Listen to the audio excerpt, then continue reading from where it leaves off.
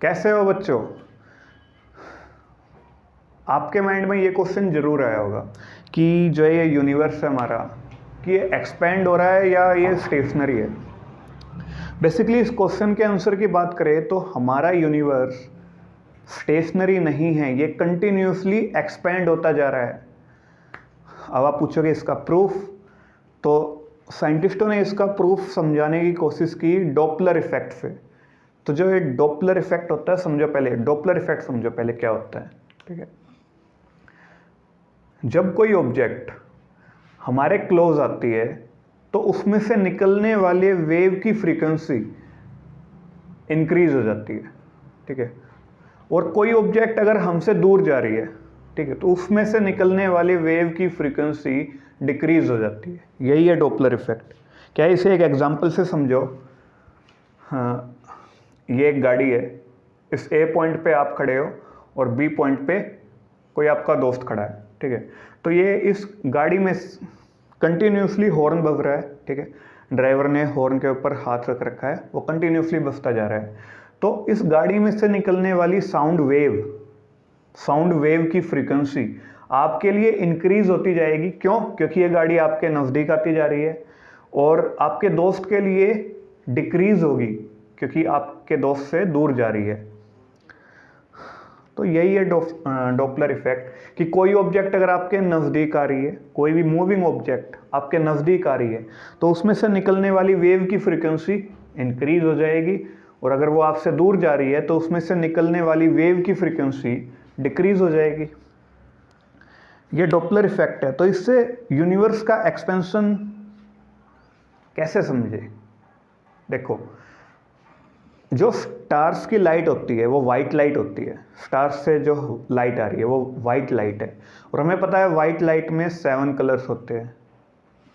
ठीक है, ये 7 कलर्स वाइट लाइट के जो रेनबो में हमें देखने को मिलते हैं। तो इन 7 कलर्स में से मिनिमम फ्रीक्वेंसी किस लाइट की होती है? हमें ये भी पता है हर कलर की अलग अलग फ्रीक्वेंसी होती है।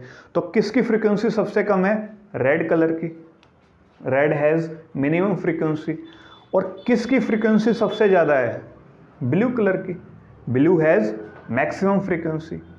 ठीक है, तो कोई भी ऑब्जेक्ट जब आपके पास आ रही है, कोई भी मूविंग ऑब्जेक्ट आपके पास आ रही है, तो उसकी फ्रीक्वेंसी इंक्रीज हो रही है। यही डॉपलर इफेक्ट कह रहा है।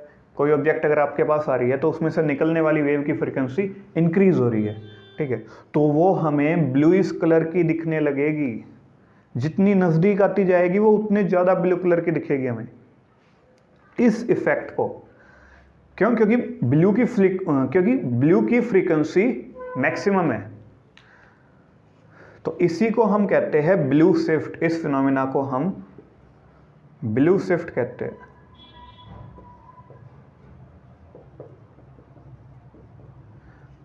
और कोई ऑब्जेक्ट जो हमसे दूर जा रही है उसकी फ्रीक्वेंसी डिक्रीज होगी। ये डॉपलर इफेक्ट कह रहा है। तो फ्रीक्वेंसी डिक्रीज होगी तो वो हमें रेडिश कलर की दिखने लग जाएगी। जितनी ज़्यादा दूर जाएगी उसकी फ्रीक्वेंसी उतनी कम होती जाएगी, और फ्रीक्वेंसी जितनी कम होगी वो हमें उतनी ज़्यादा रेडिश दिखेगी। क्यों? क्योंकि रेड की सबसे कम फ्रीक्वेंसी होती है, उसकी फ्रीक्वेंसी घट गई तो अब हमें वो रेड कलर की दिखेगी। और किसी कलर की तो दिख ही नहीं सकती। ये तो हो ही नहीं सकता कि वो दूर जा रही है और वो हमें ब्लू कलर की दिख रही है। क्यों? क्योंकि दूर जा रही है तो फ्रीक्वेंसी घटेगी और ब्लू की फ्रीक्वेंसी तो ज़्यादा होती है, इसलिए वो हमें रेडिश दिखती जाएगी। जितनी ज़्यादा दूर जाएगी वो हमें उतनी ज़्यादा रेडिश दिखेगी।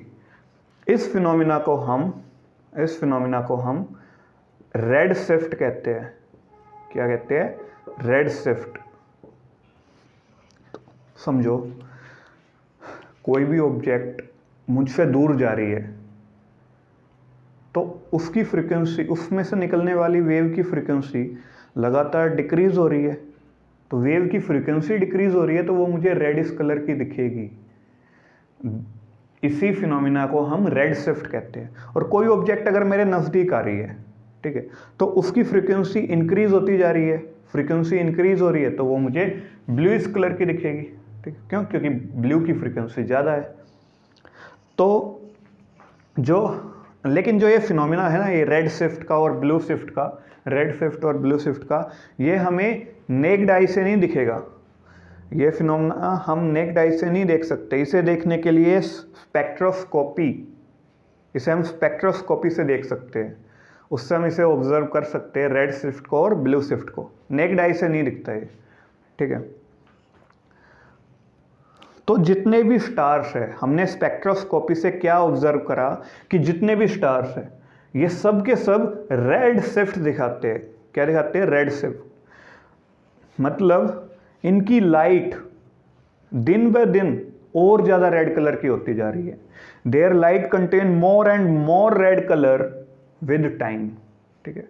तो जो स्टार्स से जो लाइट आ रही है वो दिन ब दिन और ज़्यादा रेड कलर की होती जा रही है। तो ये कब पॉसिबल है? अब बताओ ये कब पॉसिबल है? This is possible only if they are moving away from us.